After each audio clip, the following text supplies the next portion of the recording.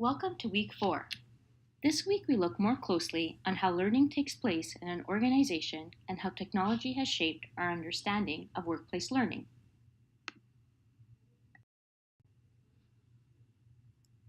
First, how does learning occur in the workplace? The quotes by Wang here embody this. Learning here refers to the knowledge, techniques, skills, and attitudes that help improve individual and organizational performance, and the context of learning embedded in the work process and social relations and affected by the organizational policies and systems. How can we understand the benefit of learning to each individual, the social groups, and the organization all at the same time? The diagram shown here from the Wang reading advances three perspectives from which workplace learning can be analyzed at the individual, social, and organizational level, and describes a series of theoretical fundamentals to help the analysis. These are, for the individual level, adult learning, self-directed learning, and experiential learning. For the social level, situated learning, community of practice, and expertise development. And for the organizational level, organizational learning and knowledge management. These set the basis to understand how does technology impact learning at various points within the workplace. Next, we look at human and technology interaction. Debates about human and technology interaction goes around in a continuum of ideas dominated by two central perspectives. One, the technological determinism, and second, the social construction of technology. Technological determinism argues that technology determines an outcome. Debate here is synthesized through two antagonistic views of technology being either bad or good, the pessimistic versus optimistic. Hilbert looked at the different outcomes afforded by the same technology, recalling from Module 3 that the good or bad impact of technology determining outcomes are also not neutral, as he tried to understand its influence on humanity's way of thinking about society. The social construction view on technology implies the idea that society and technology are part of a co-creation or co-construction process. Technology is shaped by our experiences and social cultural surroundings. Residual technicism, where political and ethical issues are overshadowed by culture. The issue here is that residue of technicism overshadows thinking about the political and ethical aspects of the process, with the technology remaining as a primary source of change in social interactions. How have these perspectives impacted educational technology research? Research is presented here. Olive argues that current research in educational technology tends to reproduce the essentialistic and deterministic viewpoints expressed in technological determinism perspectives. He synthesizes these into the three main positions expressed in the field regarding the use of technology. One, as a causal of change, how technology shapes and how society perceives it. Two, as technicist, an over-reliance on technology, AI, and other things. And three, as socially constructive, that is, technology involves or adapts as a result of social influences. He then calls for a critical theoretical grounding offering for alternative approaches, which are activity theory, communities of practice, actor network theory, and social construction of technology. Next, we will look at each of these four positions more closely and how they relate to learning in the workplace.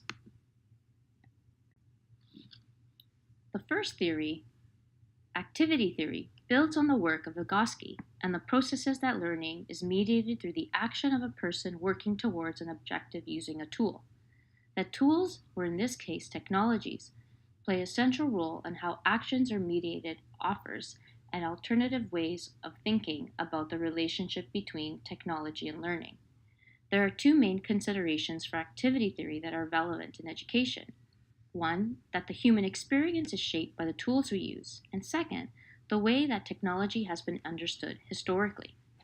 In the context of organizational learning, activity theory and practice can be seen as the implementation of knowledge management practices. Employees use various technologies to facilitate the sharing of knowledge within the organization. An example of this is the use of SharePoint to make information more accessible to all.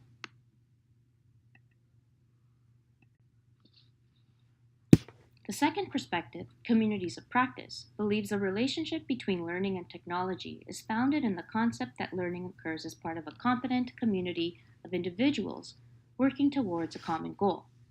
Two things must occur simultaneously for this relationship to exist: participation and reification. Participation implies active involvement in the social process as part of the community, and reification is the formalization of concepts and ideas into practice so it can be shared. This practice is changed as part of a wider social community using technology as the means for abstraction. This position has meaningful implications for workplace learning, proposing that learning is a continuous, lifelong process and that technology acts as the enabler for this process through the growth of a virtual communities of practice. Actor network theory attempts to understand how people work with tools in order to sustain social processes, under the assumption that key components or actants must fit together harmoniously for learning to occur. It focuses on how network forms rather than why, and argues that while the use of specific tools or technology will not cause learning, it can be blamed for its failure. The need for all the bits and pieces to fit together in this theory parallels organizational learning, as described by Miriam Wang. Activity engaging in a continuous process of knowledge creation, transfer, and retention to serve business goals must simultaneously occur with ongoing transformation in areas of operation beyond the individual and social dimensions of learning within the organization. One example of where this may seem as a failure is with the implementation of new technology without consideration for the appropriate change management practices, buy-in, and support in place. The fourth and final position, social construction of technology, looks at technology as a consequence of social practice. It implies that society is the root cause of technological change. In the learning context, social constructivism assumes that knowledge is shaped by our experiences, which is shaped by society. These principles align with SCOT theory, where the emphasis is on the intentionality of technology use and suggests that society has engineered the action of technology. In workplace learning, this can be aligned with experiential learning practices, where the use of technology in the workplace is derived out of our experiences with it as a society.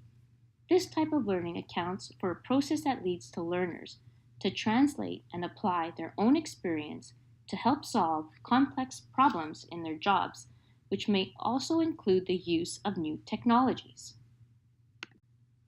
Where do you stand? The role of technology in workplace learning is difficult to assess, as many are drawn to the social and constructivist aspects, yet there is a strong research to support causal and materialistic terms. To better understand this relationship between technology and learning, we considered 4 different theoretical positions and their applications in a workplace learning context. Let's find out where you stand as you join our discussion at the end of this video. Thank you for watching and looking forward to your contributions.